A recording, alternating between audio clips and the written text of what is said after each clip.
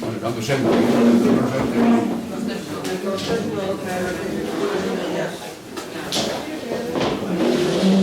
Como se chama? Como se chama a comida que vai ser?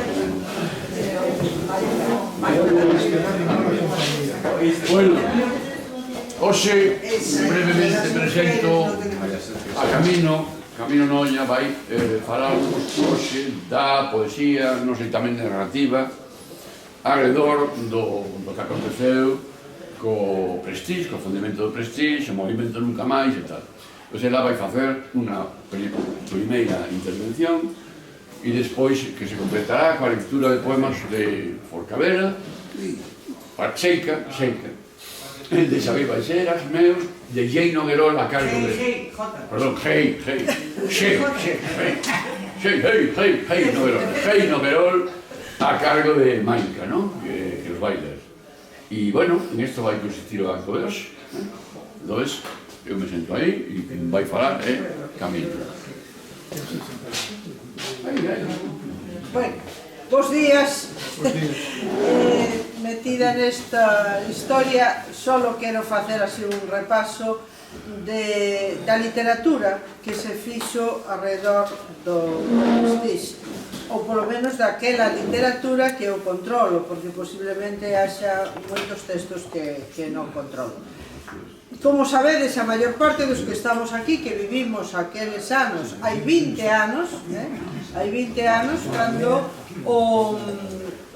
en novembro de 2002 se afundiu o Prestige nas aguas do norte de Galicia, alá cerca da Coruña.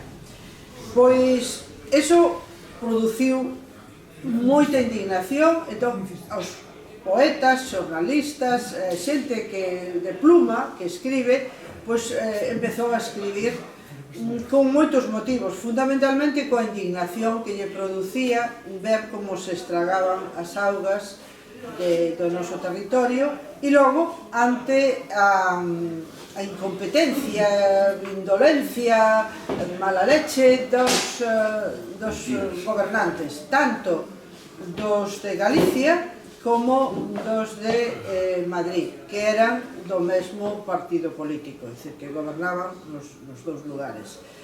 Un dos primeiros en sacar textos foi Suso de Toro, que empeza a publicar nos periódicos que a él lle podían publicar, non? E inmediatamente saca un libro, xa no ano 2002, fixadeu, xa en decembro de 2002, sacou Nunca Máis Galicia a Intemperie, con artigos publicados en La Vanguardia, en El País e El Cultural. E a estes artigos engadiulle un manifesto que fixera para a manifestación, a gran manifestación de Burla Negra.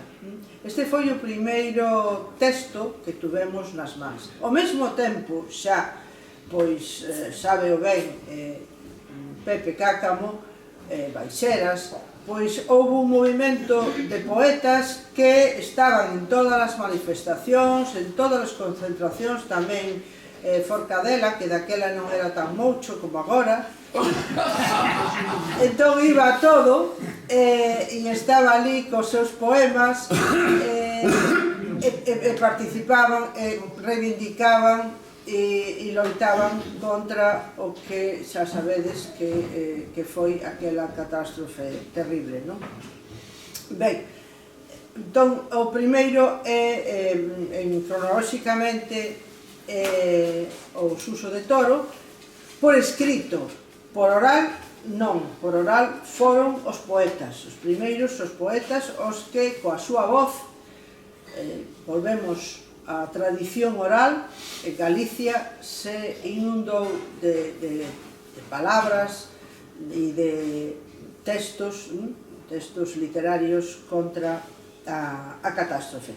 Decía, di despois en este Suso de Toro, no limiar do seu libro: son horas de urxencia que nos arrastran a todos. Cando escribo isto, levo un mes co caderno da literatura cerrado. Os personaxes da historia que estaba a escribir fóronseme. Fuxiron espaventados pola enorme marea negra, como fuxiron os peixes do fondo do mar.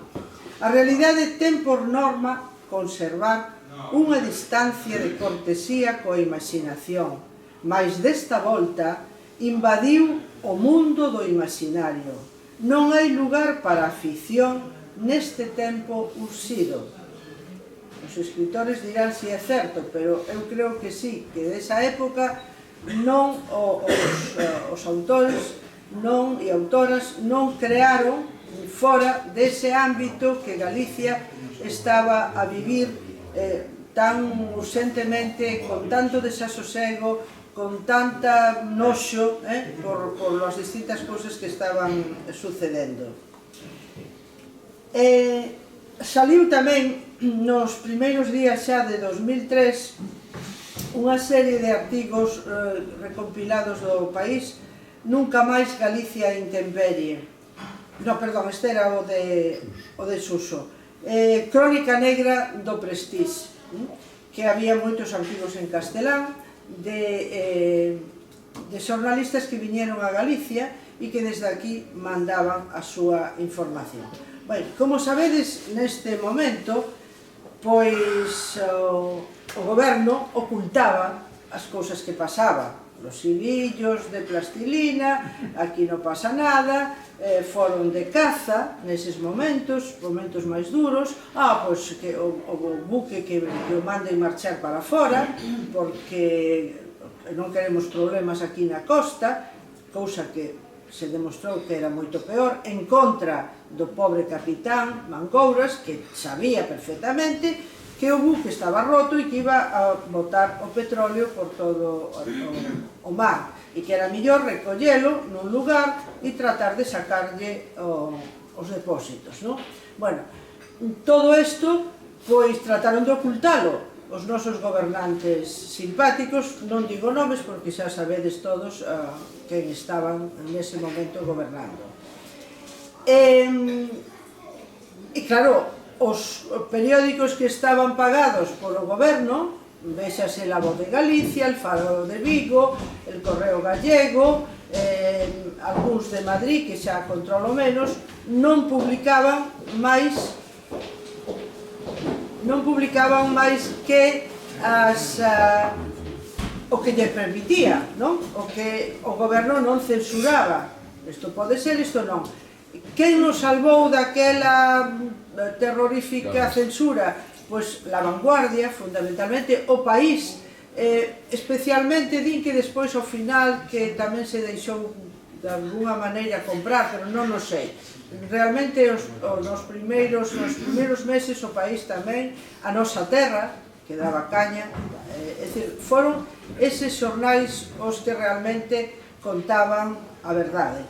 De feito, sabedes, a Galicia estaba chea de xornalistas, tamén os periódicos de fora, de España, non? Había moitos xornalistas e polo New York Times, polo Le Monde, pois enterábamos de cousas que aquí non se podían decir.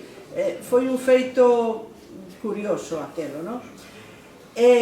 Bueno, pero xa referido, claro, todas estas crónicas que mandaban os xornalistas que estaban a pé de praia, mirando como os voluntarios que chegaban de todo o mundo limpaban, como pasaban moi mal porque facía un frío tremebundo. Eu dou fe porque fun ás CIES a limpar Chapapote e o que peor recordo é o frío intenso, que non podía nin agarrar un vaso de café que me daban quente, caeume, porque era tremendo.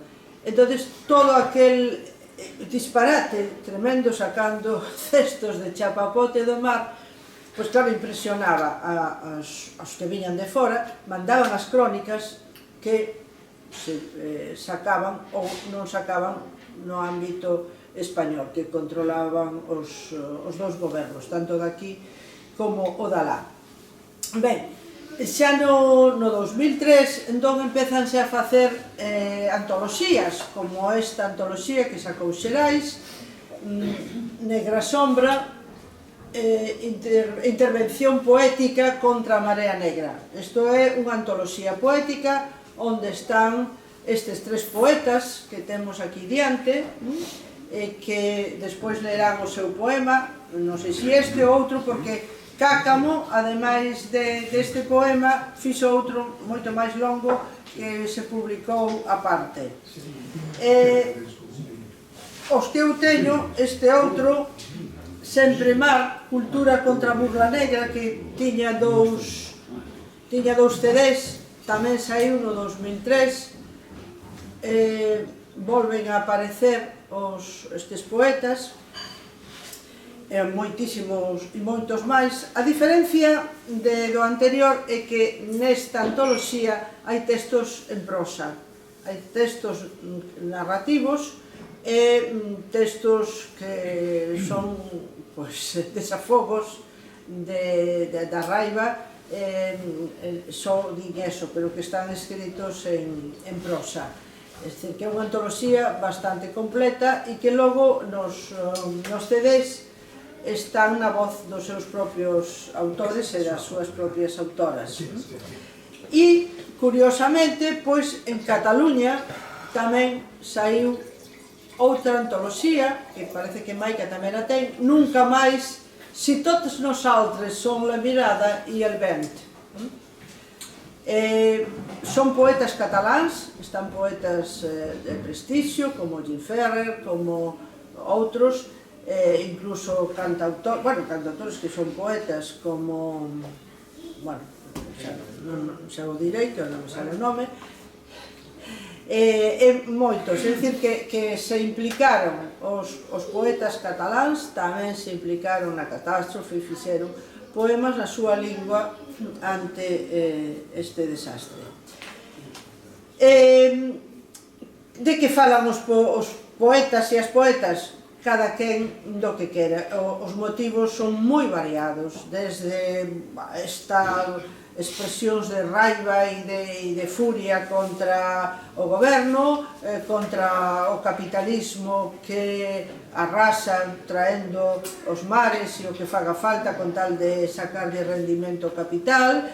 Logo máis hai moitos respecto ao mar, sentimentais, que choran pola perda dos peixes, das aves, das fermosas praias, outros que fan épica do que sucedeu do pobo galego, que despois resulta que non é tan heroico, que seguiu votando os seus opresores, pero naquel momento estábamos así todos moi enfebrecidos. É dicir, que hai unha variedade grande de temas que cada quen escribe do que lle sae do corazón ou do cerebro, non? E logo, xa centrándome na narrativa foi o que menos saiu, porque realmente, como decía Suso de Toro, que tipo de historia vas a contar fora do que está sucedendo, que é unha historia tráxica, unha historia épica, unha historia de terror. Entón, que vas a contar? Contas o que está pasando. Un dos primeiros libros foi O Corvo do Chapapote, que é un texto pequeno de Luís Rei Núñez, un poeta e narrador de Pontevedra, que realmente é autobiográfico. A él botaron na televisión de Galicia por contar o que estaba sucedendo.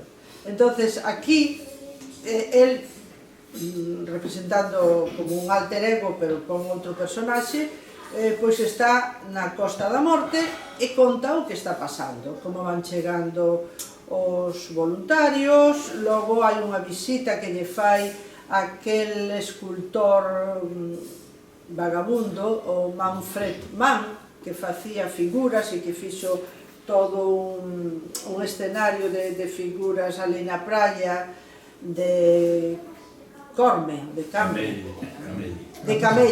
Camelle, e co a chegada do chapapote quedaronlle todas negras. Levou un disgusto tan grande que morreu ao pouco tempo, un mes despois ou así. Bueno, pois aquí supoñemos que Luís, pero o alter ego de Luís vai a facerlle unha entrevista a man e despois xa se instala como voluntario para recoller chapapote. É dicir, que un diario pouco ficcional, un diario que aparenta ficcional pero que está baseado na realidade vivida por el mesmo, non? Fixo 2 edicións, debeu de ter bastante éxito porque fixo unha edición de peto, A Nosa Terra publicoulle. Entonces, houve unha edición de peto e despois unha edición máis grande, normal.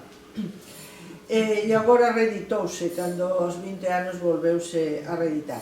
Ben, Anxo Sumai, que é narradora, pero poeta narradora, realmente fai unha narrativa lírica que a mí me gusta moito. Nesa época, nos 2003, publica Anxos da Garda, que é tamén unha especie de diario. Non fala só do Prestixe, pero moitos dos días do seu diario están falando, son sobre feitos que sucedían naquela época. Chisco, bueno, Fernández Naval, sí, Chisco son os amigos, Francisco Fernández Naval, que é poeta e narrador, tamén ten unha extensa obra xa publicada. Nesa época fai unha bonita historia, Noite de luz en paisaxe de sombras. El, ya que vive normalmente na Coruña, teñen unha casa en Lira. Lira está ao lado de Carnota, é dicir, que naquela zona o petróleo invadira todo e o colectivo de xente, mariñeiros, redeiras e todo isto, pois fixeran un traballo excelente. E aí pois tamén recalaran moitos voluntarios que houve que mobilizar para darlles acobillo e para darlles de comer. Entón, el fala aquí neste relato dun voluntario que chega despistado e como se integra, se vai integrando na vida da xente e logo xa queda ali. Este non o coñezo, só vin o título de Alba Taboada Baliña, que non sei quen é, que gaña o premio Varela Buxán xa en 2004 con Cando o corazón se tingue de negro. Non podo decir nada. Ramón Caride saca tamén este ano A negrura do mar, que é unha novela de ciencia ficción, pasados moitos anos, no ano 2080 e tantos, alguén recorda o que pasara neste momento, e entonces, bueno, é toda unha historia así de denuncia tamén, pero vista desde o futuro. Rafael Lema, que tampouco coñezo, ten outro conto juvenil, realmente escribíase para xente nova, O Club do Corvo Mariño. É o último dos libros que coñezo. A ver, decide un alto.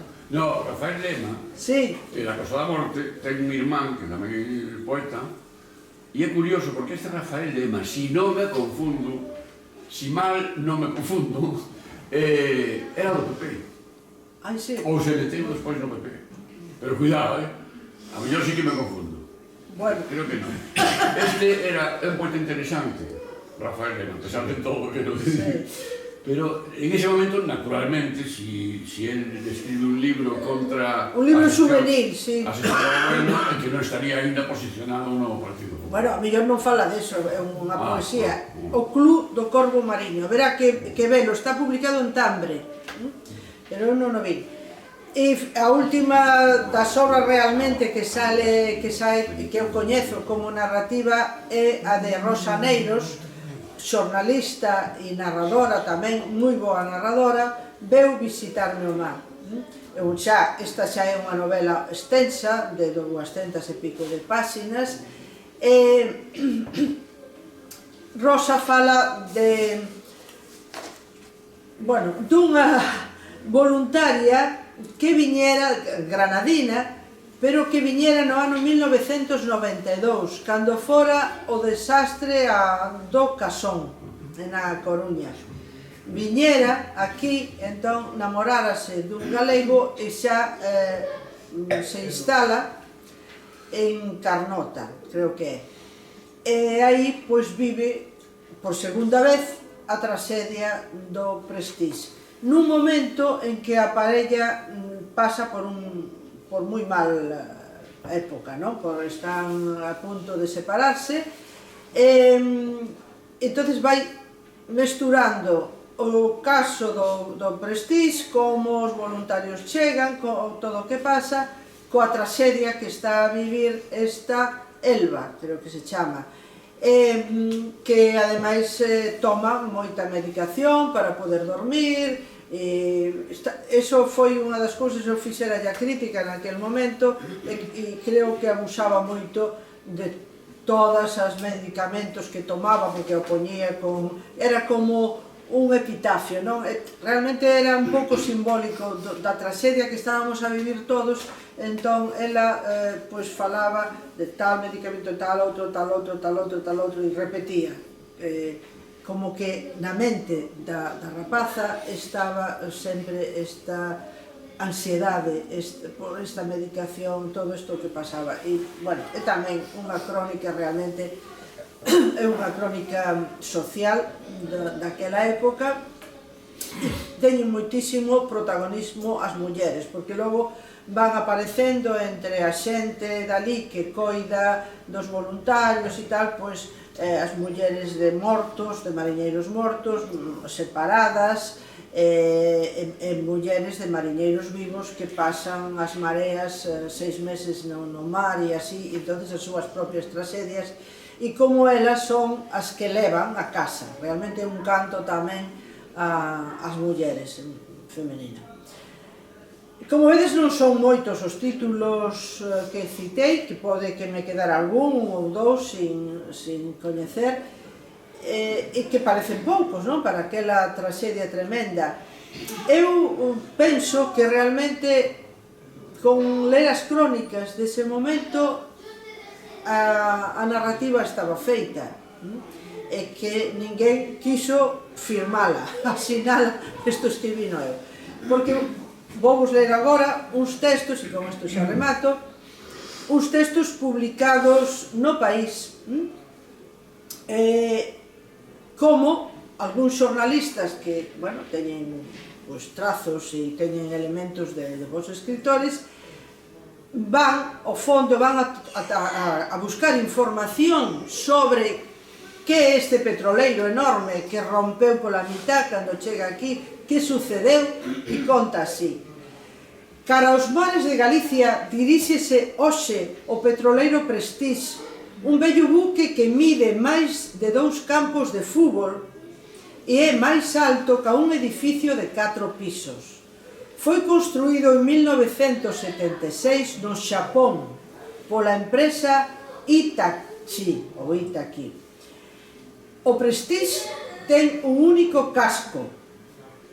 Xa foi deteriorado e no ano 2002 a corrosión afectaba xa o 10% da estrutura e foi reparado no esteleiro Cosco de Guangzhou, na China, en abril de 2001.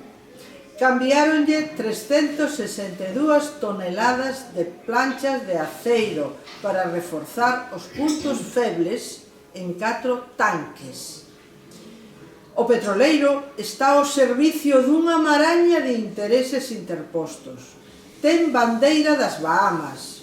A compañía propietaria ten sede en Liberia, é Mare Shipping e Universe Maritime, domiciliada en Atenas. representa o armador. A carga foi fletada pola compañía Crown Resource, con oficina en Rusia, Reino Unido e Suiza.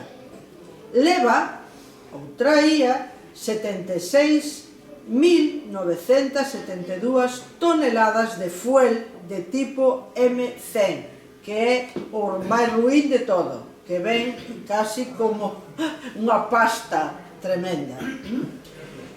Un hidrocarburo de mala calidade, só válido para a combustión industrial, centrais térmicas, fornos e cementeiras, ou para barcos pesados de propulsión lenta. Na ponte de mando vai un avezado capitán grego, Apóstolos Mangouras, de 67 anos, que leva unha semana de travesía con 26 tripulantes desde o 4 de novembro que saíron do porto de Ventspil, en Letonia. Bueno, podía seguir lendo isto porque vai describindo como, bueno, un poquinho, ata onde navegaron sin incidencias. Foi chegando ao Canal da Mancha cando viron o mar encrespado e ningunha visibilidade. Logo, según baixaban por o Atlántico, o tempo foi a peor. Onte cruzaron a illa de Ouessant, ao noroeste de Bretaña. E mañá chegarán ao corredor marítimo de Fisterra. O pronóstico meteorolóxico debuxa un mal panorama para o día seguinte. Galerna do sur, estes son, entre comillas, Galerna do suroeste, forza 8, que por veces chegará a temporal forte con forza 9, entre 75 e 85 km por hora, desde o amencer do día 12. Así o anota o oficial de garda no caderno de navegación do buque. Podería ser o inicio de unha novela de aventuras, dunha novela do que queirades. O sea, que alguén que colla isto, que o retiturice máis ou o que sea, é perfecto. Pero logo podría engadirte a descripción do capitán Mangouras. O capitán Mangouras, natural de Kakirnagri, unha viliña de Icaria, unha das illas máis pequenas de Grecia, onde a mitoloxía grega conta que permanece o corpo de Ícaro. Fará 68 anos o 23 de xaneiro en alta mar. A licencia de capitán caducoulle o 1 de febreiro de 2002 e quere xubilarse. Os seus fillos, un rapaz de 25 anos e unha moza de 23, traballan no mundo da publicidade. Pero en Grecia as pensións son baixas e Mangouras é experto en levar buques como Prestige. Así que acepta a oferta do armador, co que traballara moitos anos. Fai un cursiño de 6 días e renova a licencia. Ese mesmo cursiño recíbeno 24 filipinos e un grego inexpertos absolutos en navegación que o van a acompañar. Non saben a donde van, cal é o destino final do Prestige. Diríxense, polo visto, diñeles a Gibraltar e ali agardarán instruccións. Teñen combustible abondo para chegar ao canal de Suez. Como vedes, é un relato impresionante de intriga que agora se podería continuar e chegar a onde sexa, facer un novelón, aí vos lo deixo aos escritores. Todo isto aparece no primeiro capítulo do libro Crónica Negra do Prestige, de Luis Gómez e de Pablo Ordaz, que son xornalistas do país, e que recolleron en artigos publicados neste periódico. Todo era real, mas todo podía ser de ficción. Por lo tanto, non facía falta escribir outras cousas. Con isto deixo... veña.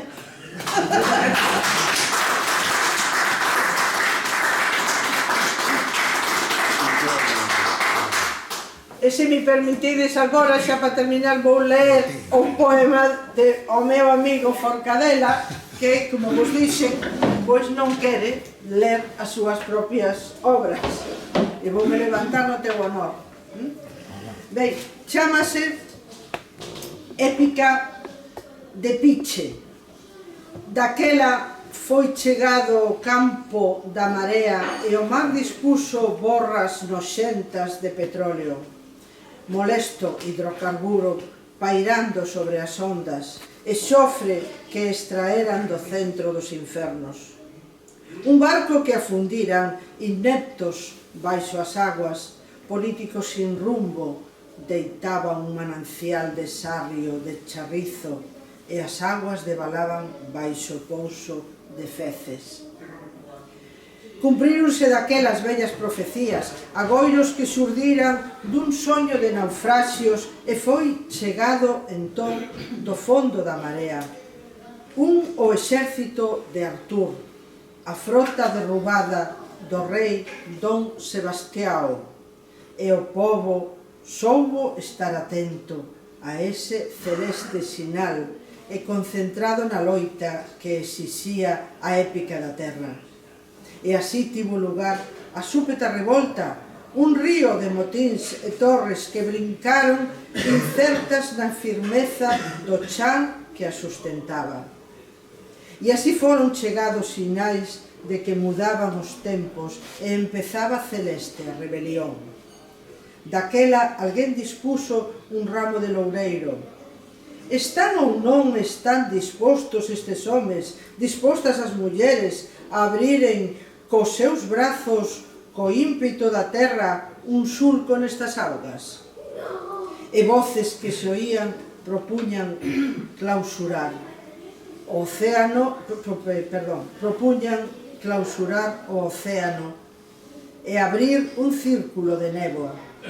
Así que abandonaron as casas e fuximos por rochas e areais, salvando acaso aves, toniñas afogadas en plásticos de esterco, dispondo aquela pátina terrible de betún en cestos e canastros. Galicia, meu país, será por fin verdade, despois de tantos séculos que os días que hoxe chegan, sumidos no clamor dos fumes da desfeita, serán de certo a porta que inicie ese camiño de volta de regreso e que este grave estrago un día a converterse en nota dun acorde de xúbilo e de triunfo? E voces que brotaban do pobo no naufraxio falaban de vinganza, renuncias, cesamentos. Galicia, meu país, que sendo pois chegados sinais de que xa mudan os tempos, se inaugure celeste a rebelión. Así será.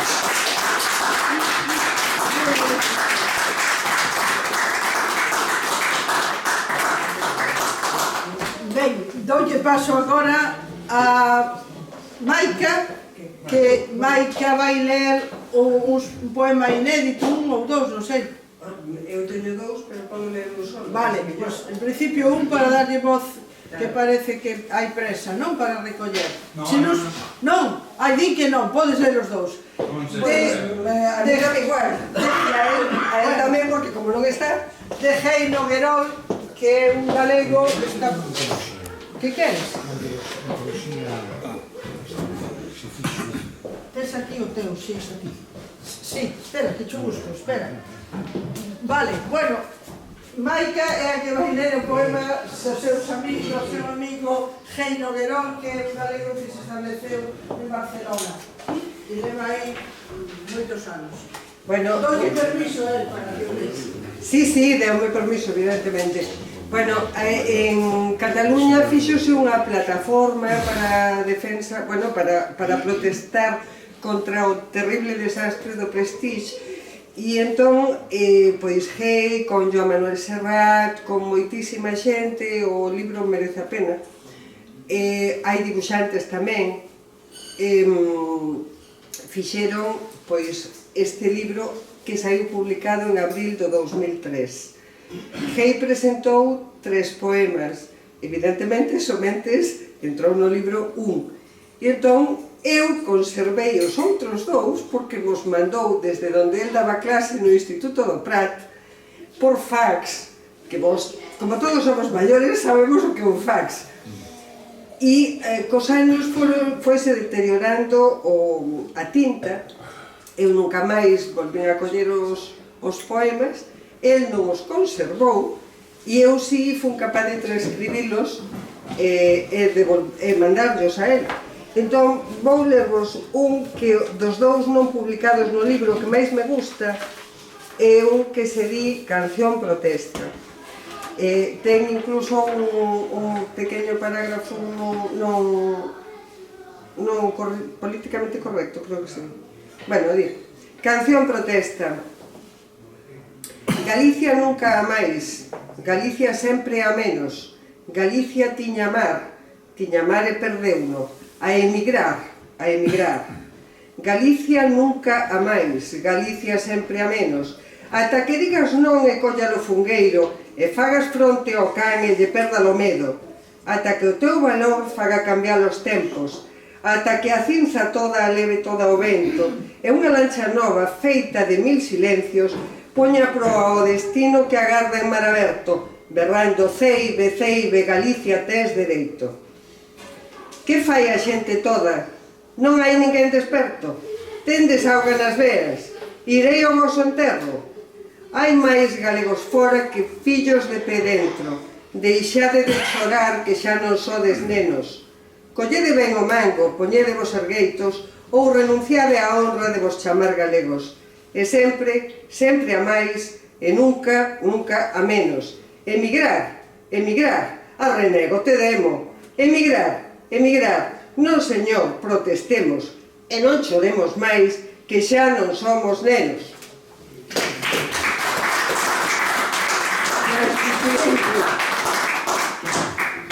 Bueno, a señora directora que lle pasou a directores. Bueno, boas tardes. Pero despois, lerá. Sí. Non está publicado, non sei que sí. Bueno, aqueles días, aqueles meses do ano 2003 foron realmente gloriosos. A pesar de que despois seguiu gobernando o Partido Popular e a mellor vai gobernar a dereita hasta o fin dos tempos, incluso hasta o final da terra. É igual, quero decir, os momentos políticos de fervor, como aqueles de fervor popular, non nos quita ninguén. E eu non quero sentir a frustración de que, efectivamente, despois da desfeita, despois das protestas, despois daquela enerxía política, a xente fose votar por o PP. Bueno, a Maré Negra é eterna, é dicir, a Maré Negra empezou no Paleolítico e sigue e seguirá. Tíos que estamos na resistencia, temos a obriga de seguir na resistencia, aínda que non teñamos futuro, temos presente. En cada momento de revolta, a emoción popular é absoluta e temos a obriga de estar aí. E estivemos con un entusiasmo que non se vai repetir, pero bueno, a mellor temos a sorte de nunca máis e volvemos a repetir. Ben, eu participei en moitas movilizacións con moita xente, moitas veces daquela época, manifestacións, leí manifestos, publiquei artigos, escribín poemas, e entre eles este, que saiu publicado en febreiro do 2003, nunha edición en 500 exemplares, nunha editora que inventamos para aquela ocasión, que se chamaba Editora Negra. E a Editora Negra tiña como símbolo un can. Por que? Un can negro tamén. Por que? Porque Aznar, aquel inteligente, preclaro, dirigente político de labio leporino chamado Aznar, viñera a Galicia a decir que os revoltosos, os rebeldes, eses que despois se convirten en víctimas do fascismo, os rebeldes estaban labrando o seu odio polas esquinas como cans, non? Dixo algo semellante. Bueno, Aznar, aquel outro que se chamaba Arsenio, algo así. de mesa que se debía llamar... Ese había que chamarlo arsénico, máis que arsénico.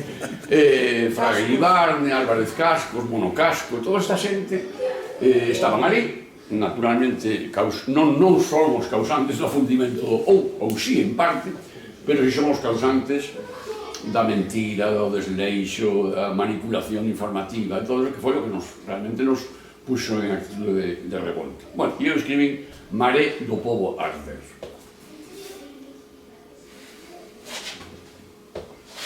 Vexo un barco o tamaño sideral da angustia, cos seus muros lisos como os celeiros da morte, que agabea os cons do vento e ben ferido, unha frecha de xofre no costado.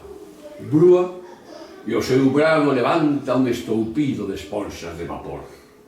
Pasa o barco por detrás dun horizonte de carqueixas, invade o seu perfil as prazas, navega a súa sombra por enriba das veicas, esnaquiza a tona de papiro dos ollos e das bocas pálidas. E vai perdendo sangue, de boca aberta e víscera arrastrada, a besta espavorida, cunha frecha de lume no costado. E deita na ribeira un planeta de medusas cegas, unha infección perpetua. Ferve o silencio duro, duro de goma, de hule, duro e quente, caucho. A pel toda das prallas é de caucho. Pervagan os veciños polo rombo da tarde a soster entre todos o corazón do espanto, e os ollos non coñecen, pero un rumor sen verbo vai pasando entre os corpos como un cadáver manso. Quen pode comprender agora este labor de purga, a escuma morna, as ondas que non caen e fica o mar no alto e nunca baixa? Unha espiral medoña de sal vitrificado, beira seca da chea da maré convulsa, pedra, estatua. Os nenos baixan a praia para ver o acireche do mar, os nenos mudos. Duro, de hule, cartílago de lesma, o tempo sobre os cons, o lombo dos penedos a ferver. Lama de aceite podre o silencio do goberno, cadeas e ferrollos, sudre, escoura, odio de mar e de estrategia de ventos e de ciencia. Cego dentro do mapa o presidente, mocasín de cristal o rei Lequén, a lanzar un minué na pista das areas. Manuel Fraga Iribarne, sepultado debaixo das columnas oceánicas da infamia e da vergoña, regresa a condición de seu, calcárea. E o seu discurso na derrota final, semella que aínda ordena, pero implora. Desaparecido, no fondo, os lameiros do alcatrán do esquecemento. E o mar, carbón, e o pobo ardendo, carne viva nocturna os mariñeiros en patrulla desperta, cos aparellos bravos da vontade en asalto, aritmética e soño do cerco e do palangre, mar arriba até o cimo cos ferros da labranza nova, contra a luna abisal, contra a galerna negra. E a xente toda de corpo aberto en rede, e o pobo que non para de arder. Vexo a xente acudir e congregarse vagarosamente, desembocar desde calellas limítrofes, baixar por esqueiras e túneis, achegarse desde todas as extremas do día e van entrando na figura absoluta dunha rosa compacta de sangue e cantan e camiñan tocándose, rozando as paredes e non caben e vai enchoupada a multitud de cobra, boa constrictor, medra máis alta que as paredes, berra feroz, feliz, a xente, un río desferrado e danza en derredor e somos todos en condición de océano ou de bosque. E segue a tarde aberta en flor de ira e hai palabras que veñen rúa adentro a furar nos alicerces. Chega luz aos sobrados, voz de lonxe, hai un barco ferido, cunha frecha de xofre a barlovento, unha espiral medoña de sal vitrificado e o lombo dos penedos a ferver, pero un rumor sen verbo vai pasando entre os corpos como un bosque que nace da semente da escuma, multiplícanse espellos, asambleas, convoca a furia, estoura un lóstrego de ourizos nas raíces de nunca, a multitude cobra máis alta que as paredes, maré do pobo arder.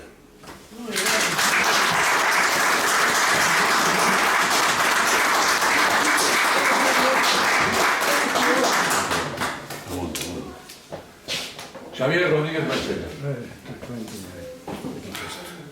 Que quizás esto, porque si no, joder, uno debe.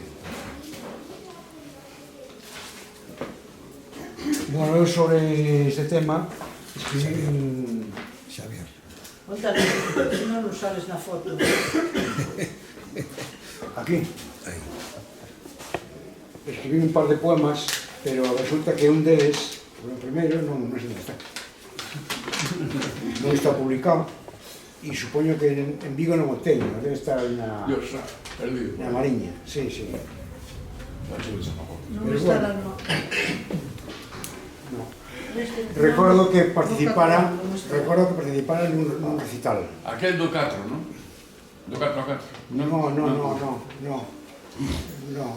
sei. Recordo a Yolanda Castaño, por exemplo, poetas que non aquí, pero non recordo exactamente onde foi. Recordo que participei nun recital, sí, pero ese poema de recital, pois non sei onde está, sí. Entón, co tempo non, pouco despois, escribí o seguinte poema. Non sei por que me veo a mente o gran Antón Avilés como contraste, diríamos, é dicir, como un símbolo do que desearía a pureza do mar, non diríamos un mar virxe, todo o contrario. Entón, non sei por que me acordei dele. E entón escribí un poema que se chama Oda a Antón Avilés de Taramancos ante o mar das feridas. Como ninguén soubeche reflectir manso fume, navegar pa que bote, amañecer espello, estalarte de luz ou pousar nunha berétema segregada na noite, librada por virtude do teu verso feraz. Como ninguén, o tempo que falta para atoparnos nas infindas sementes, o embrión da marea comunal que tú enchías coa vida que nos dabas a corazón aberto. Como ninguén, sabías das armoniosas voces de aves convocando a unha fonte agachada, na que abrolla a nenez, cribada por estigmas de labios renacidos e alicerces de torres. Altas torres no ar, pois que do vento escuro subiron a alborada, esburacando o ceo, propulsadas por vivos resplandores de arxila, pola nai que agurgulla e te devolve o mundo onde todo te lembra. Non volvas para ver o silencio do arao, a tenebrosa praga, que o loito non ofenda o teu mar invisible, que a borra se disolva no teu puro ronsel.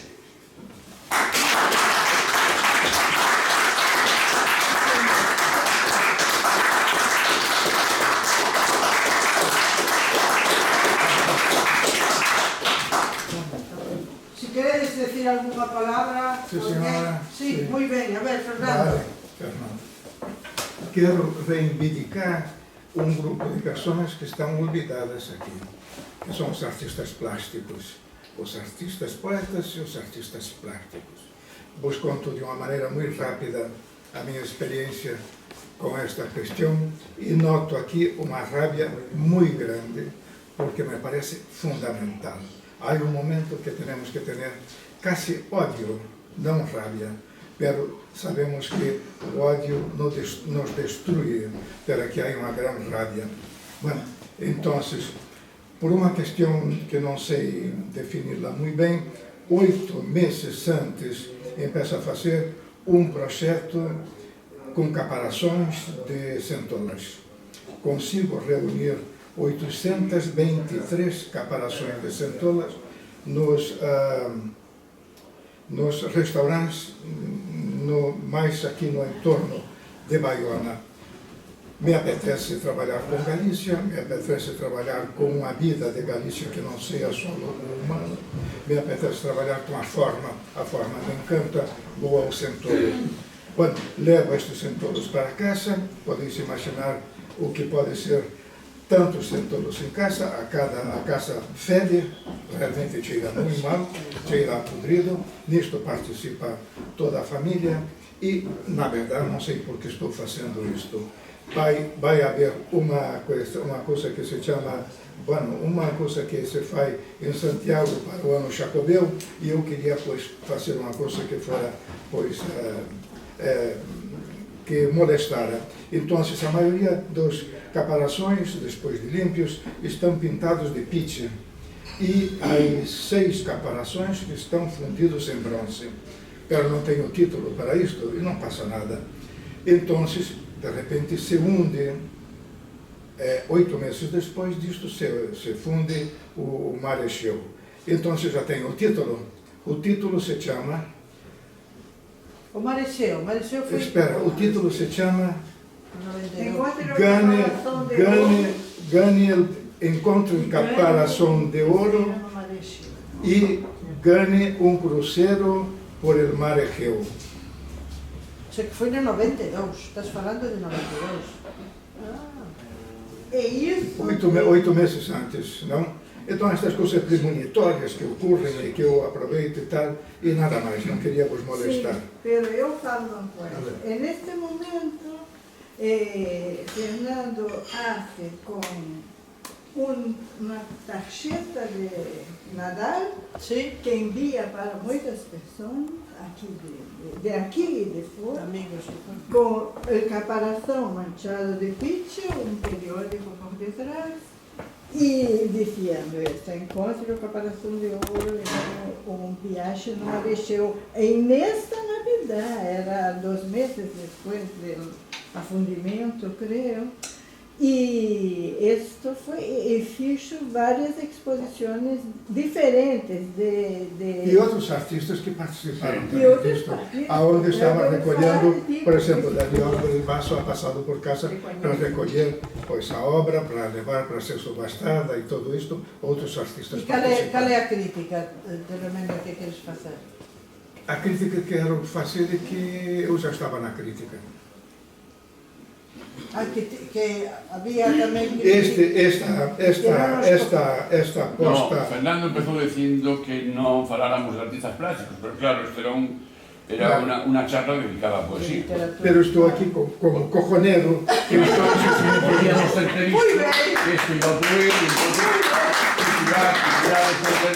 como poetas y artistas plásticos, Claro. pero no se nos ocurrió. No. No se nos ocurrió. Mira, Ahora, temos de formación profesional. Claro. Entonces, no se claro, nos ocurrió. eu Y además sei para que eso sei. había que traer imaxes tamén. nada, mulher, foi... Sí, no, xa lle dixen aquí, ahora que está o xefe, había que poner unha pantalla Claro. que se sube e se baixa, e con un canón que se pode traer, que ahora costan 400 euros, non é moi barato. E entonces, No pago haberá subvención. no pago alquiler na casa, non compro tal. Y si no, mira, aquí mismo se proxeta. Entonces aí sí, ahora venía perfecto poñer as imaxes do mar daquela época, que as hai, eu teño varios CDs con eso, entonces A verdad estaría que estupendo. no 2003 E a túa... hubo intervenciones desde todas las Sí. campos da cultura, da política, es decir, obras de teatro, recitais poéticos, foi unha actividade Personas particulares. personas particulares, Era ciencia, claro, ciencia. e a ciencia, Vin eso.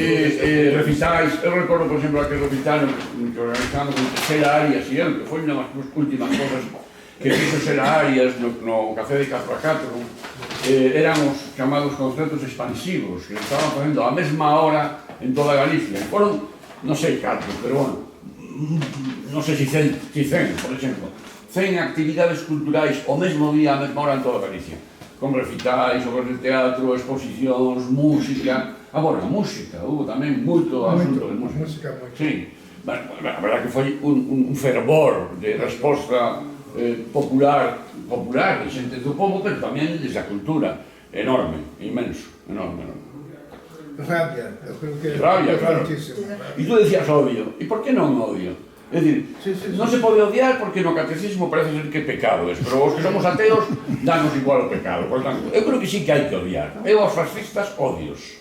Non só me dá rabia, teño odio por esta xente. E teño odio por todo o que representou a reacción, a falta de reacción, ou a reacción mentireira e manipuladora do goberno do Partido Popular no ano 2003.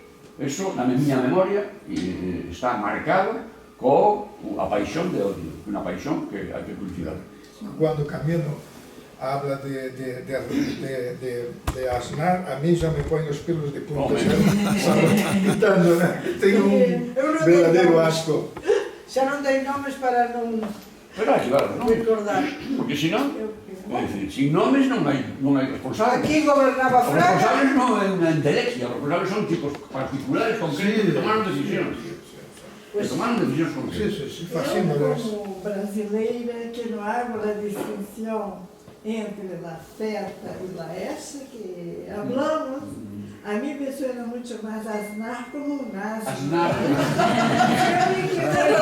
É que a carga dos apelidos e dos nomes ten o seu sentido. Ese señor puxeron ese apelido porque esa sería antigua. O asno é superior, carai. O asno é un animal. Bueno, sí, sabio. E esas cunchas ainda son ustedes na casa, os capazos. Están guardadas, Sí. sí. a verdad, sí. No, pues, oye, aquí estaría precioso guardar. Perros, a verdad. Uy, vai levar un alpa todavía.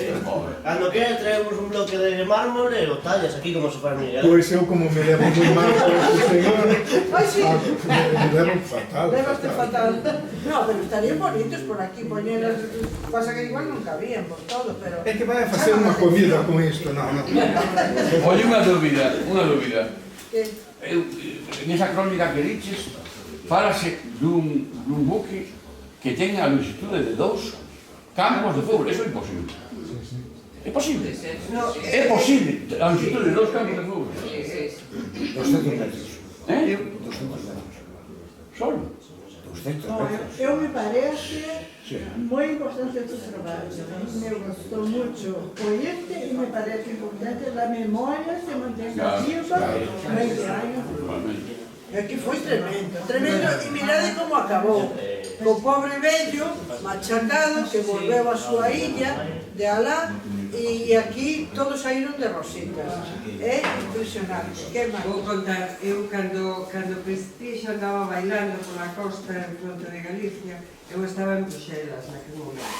Despois viñen para a playa de Melide, pero naquele momento estaba en Bruxelas. E o tratamento que facía a cadena de televisión ACT, que era a que poñía a miña cuñada na casa, era alucinante, abrallante. Non entendía nin o que decía Raxoi, nin o que facían co barco daqui para lá en vez de abrigalo nun porto, non? E entón facían a súa crítica de que o que debían facer, bueno, eles era o que pensaban, os periodistas dali, desa cadea, que foi a única que vin, que tiña que ser abrigado nun porto e vaciados os depósitos e demais. Pero bueno, era a atención que había en Bélxica naquele momento, o que estaba pasando co Prestige aquí, e a dedicación en tempo que lle dedicaba esta cadea de televisión eran abrallantes. Estaban realmente, eso, preocupados, non sei, pero sí polo menos atentos ao que estaba acontecendo aquí.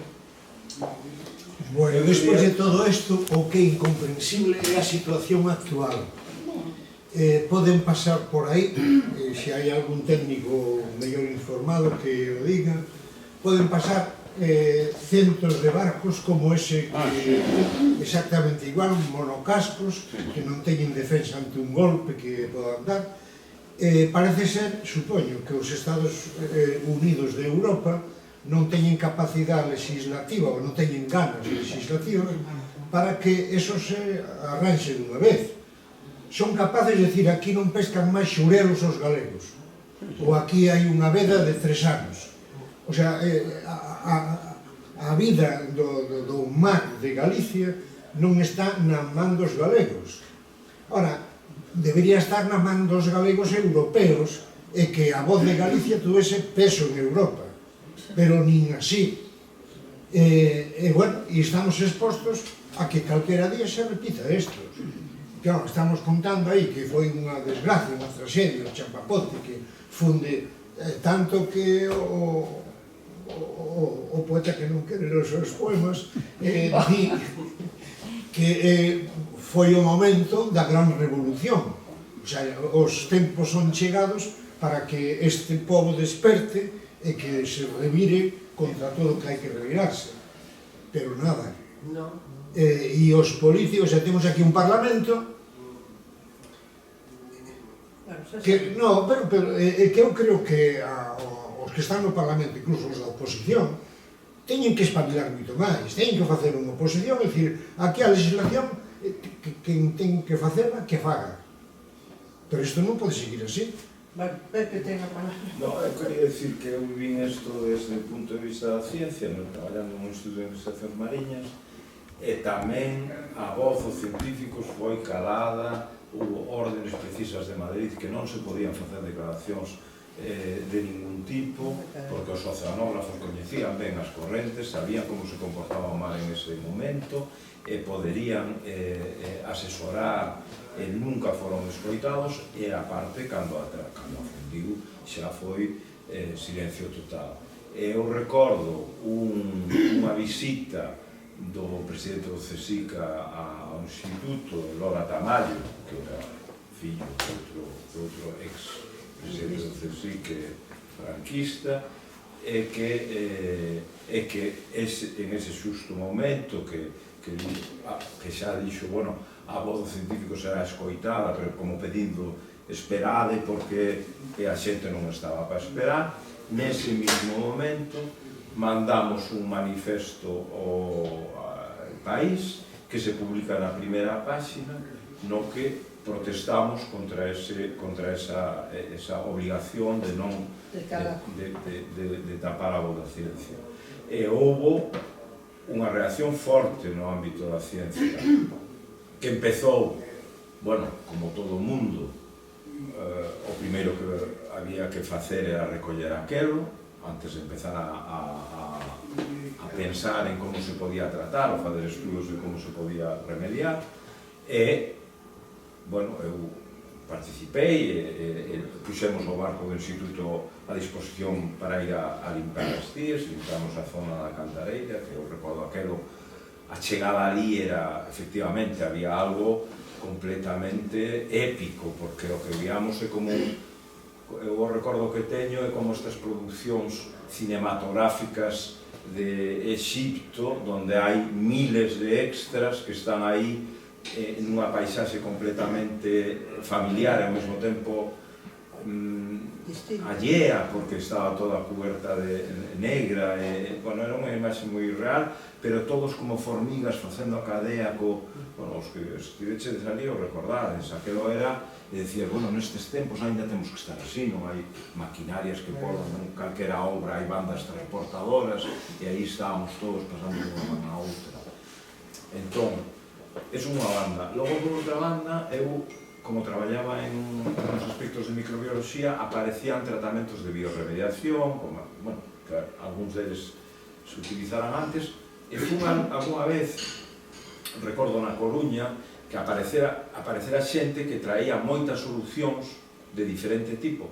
E o que aparece é unha especie de economía de catástrofe, porque a Xunta nos encargara a probar algúns tratamentos, de empresas que saben que os políticos teñen que facer algo ou dicirle á población que están facendo algo, saben que vai haber moito diñeiro dos seguros que van a meter aí pasta, entón apareceron, é como unha especie de buitres que aparecen, que é outra historia que hai que contar tamén, que nas catástrofes faise moito negocio.